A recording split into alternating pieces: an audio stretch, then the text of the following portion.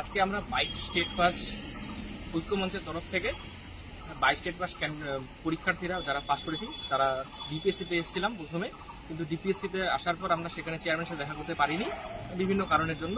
সেই ক্ষেত্রে আমরা জলপাইগুড়ি ডিআই অফিসে এসেছিলাম। ডিআই অফিসে ডিআই স্যারের সাথে আমাদের কথা হয়েছে। স্যার যেটা বললেন, যা আমাদের দাবি ছিল সেই সমস্ত আমরা তুলে ধরলাম।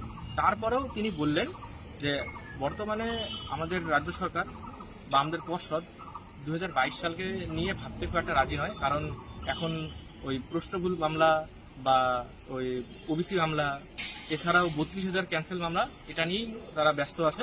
এই কারণে আমাদেরকে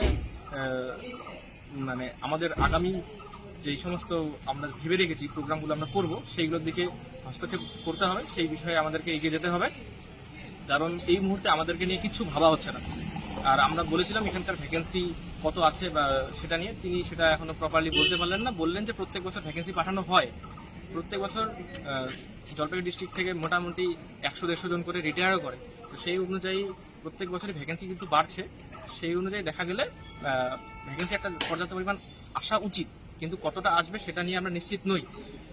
এমতাবস্থায় আমরা বলবো বা আমি বলবো আমাদের 22 স্টেট পাসদের একটা বৃহত্তর আন্দোলনের দিকে যেতে হবে। ইপিসির সামনে আমাদেরকে বড় আন্দোলন করে সেটা দেখাতেও হবে।